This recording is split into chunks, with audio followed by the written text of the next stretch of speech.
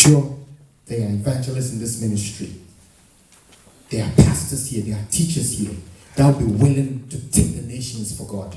If you do not go, let your money go. We are ready to receive it. See, the children God has given you, how much of the word are you giving to them? You will discuss everything with them apart from the word of God. So when they come to me and Faith Walkers, and we are talking about the 11th son of Jacob, they mention every other name apart from Joseph. The 11th son of Jacob. Uncle, is it Adam? The 11th son of Joseph. Uncle, is it Moses? The word is not in them. And it shouldn't be left to the Sunday school teachers to teach them the word.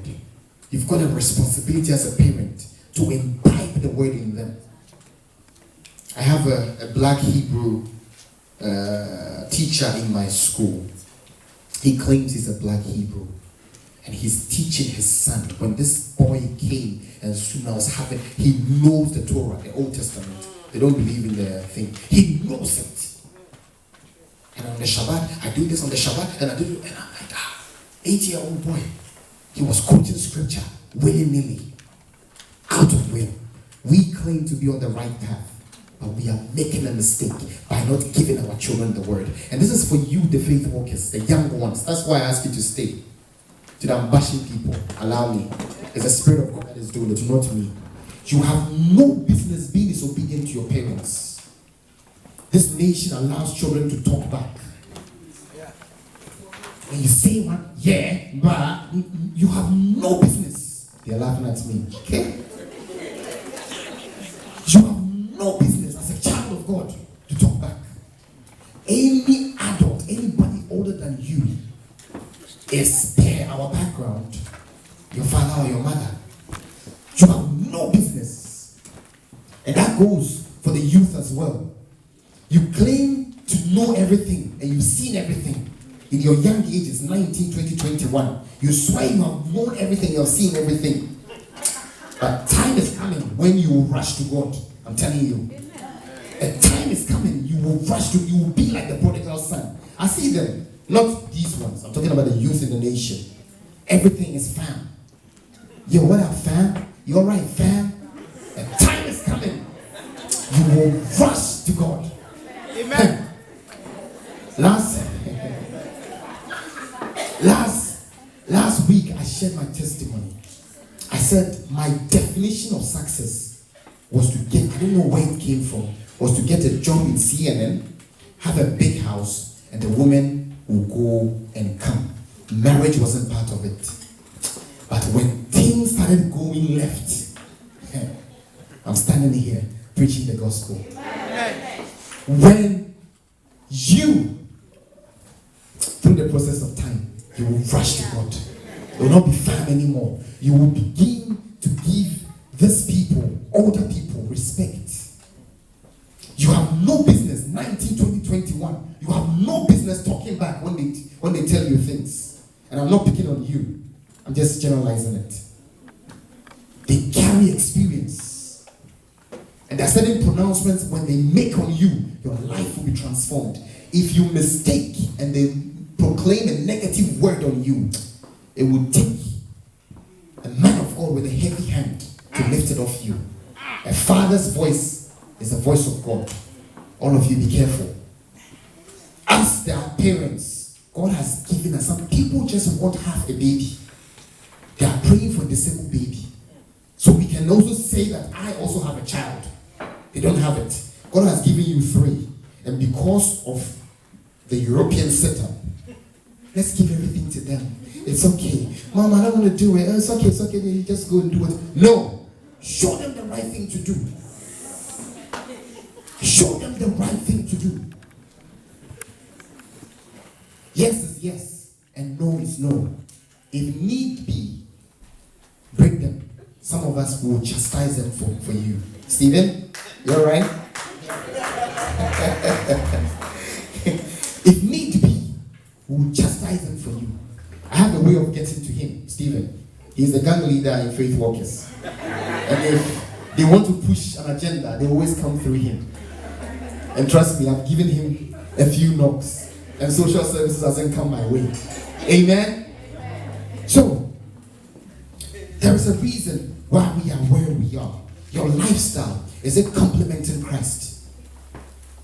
When the world goes to a party and we are drinking, you are drinking with them.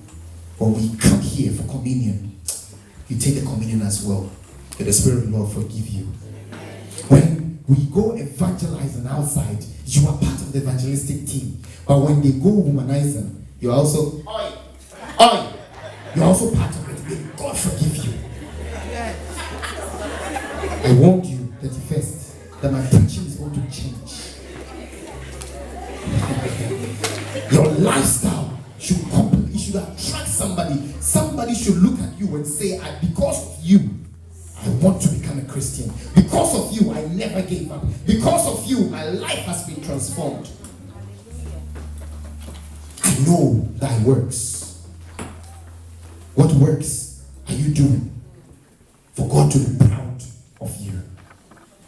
There are 4 types of church members in ministry. 4 types of church members in ministry. The first member is the additive type. With the additive type, they add to the ministry. What they do is, if they have a friend, do you want to come with me to church today?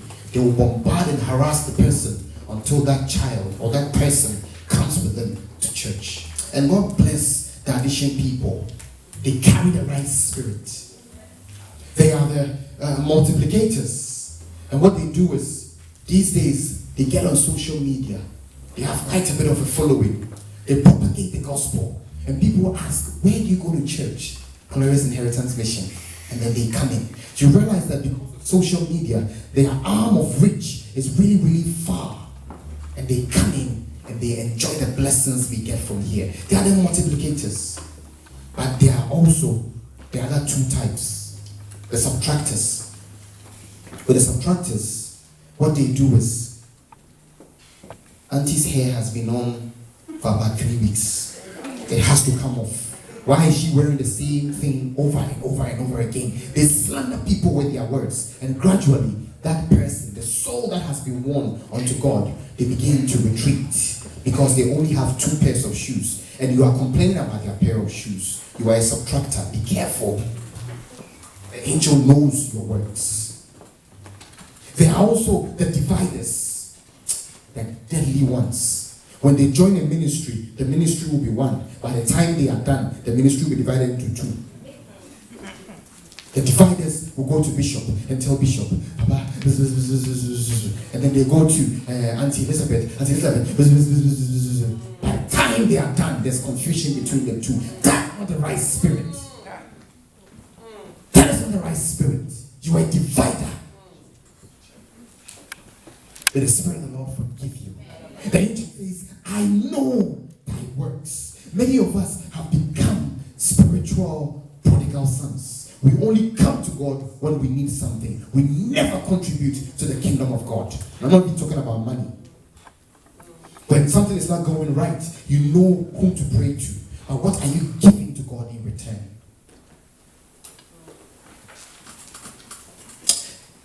When the Spirit of the Lord says that I will spew you out of your mouth, you are neither hot or cold. You are lukewarm. You toe the middle line, in between. If they are going, you will go. If they are hot people are going, you will go. When the cold people are going, you will go. The Spirit of the Lord says, because you are lukewarm, I will spew you out of my mouth. Spewing you out of my mouth is not a physical thing, for we are not resident physically in the mouth of God. But what it means is that God says he will stop talking about you. If God refuses to speak about you, imagine what you can go through. God fights on our behalf without us knowing. Yeah. So if he proclaims a thing, if certain things are coming your way, there are many battles that God wins for us without even knowing. When you sleep, you are asleep. These days we don't even pray when we are going to bed. Many are the plans of the enemy at night, but we wake up and we think it's okay. We went to bed and then we are up. It is a gift God has given you. It's a gift He has given you. So, what are you contributing to God, to His kingdom? Many of us, because we are lukewarm, we become spiritually useless. At least the cold or the subtractor will take away from the church, and the hot one or the addition or multiplicator will add to the church. But as for you, as we say, kesi and kesi, keda and keda, you won't add something to it, you won't take away from it. You are lukewarm, and the Spirit of the Lord says you are spiritually useless. He has no use for you. It is my prayer that you will become hot in the name of Jesus. It is my prayer that the Spirit of God will be upon you, and then you will begin to populate the kingdom. It is my prayer that you will see the hand of God being made manifest on you, and your life will be an example to many. It is my prayer that when decisions are being made in your family, your name will come up. Amen. Because you are hot unto the Lord. It is my prayer that God will bless you so much so that when people are mentioning people in this world that are blessed, they will mention your name. Why? Because you are hot for God. Amen. You're not lukewarm. From henceforth, I want this ministry to change. Glorious Inheritance Mission. Invite somebody to this church. Invite somebody. Tell them the mighty things that are happening here. I think, Papa, one we have to do one of these days is to allow people to bring their testimonies. One service. Let's allow people to give. Because the testimonies come to me individually. They never stand here. But I think in Revelations, they overcame something with the word of their testimony. Is it the dragon? The enemy. By the word of their testimony. So one of the ways that we can overcome that which is working against us is when others come in to testify. Yeah. Then we see the mighty things God is doing here. Our numbers are not so whatever. But God is doing mighty things here. God is still moving here. Yes. Amen. Amen. It is my prayer that your years of coldness will be over. Amen. And you'll be hot unto the Lord. Amen. In prosperity you will prosper. Amen. In healing you will receive. Amen. In abundance you will have. Many of us need to have wisdom. God is going to give it to us. Many of us are going to be counselors. We will counsel people. Many of us are going to have ministries within this ministry. God is going to give them ideas. Whatever it is that you need, God is still able to give it to you. God is still able. He says, stop being lukewarm and be hot unto me. Stop being lukewarm and win me souls.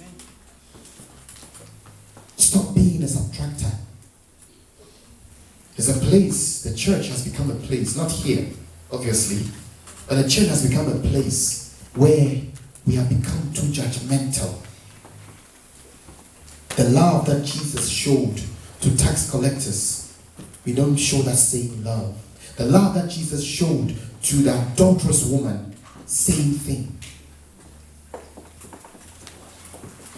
We need to show love to people. Show somebody love for them to come in and stay. See, the thing is, when you win souls, you receive crowns in eternity. The heaven we will all go. I will amaze you that when you get to heaven, your house will be uncompleted. If you are built and built right, let somebody tell you that because of your lifestyle, I never gave up. Yes. Let somebody tell you that because of how you carry yourself, I felt compelled to come and see where you worship. I was speaking to a lady at work, one of the cleaners there, and said, "Where do you go to church?" And I said, "Where is Inheritance Mission?" And said, "Where is that?" And I said, "Is it Bishop Jeremy?" I said, "I came there about 12 years ago. Hey, are they still there?" And I said, your good works, they precede you. Your good works precede you. Wherever you go, whatever works that you do, it precedes you. That is why the angel of the church in Laodicea said, I know thy works. Unto what works are you leading? Unto God. Let's rise up. Amen.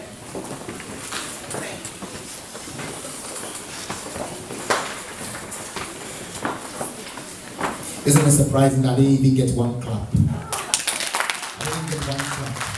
But you know what? I will continue to preach this way. Amen. Do not deter me. When God gives me a word like this, I will give it. Amen. Amen. Amen.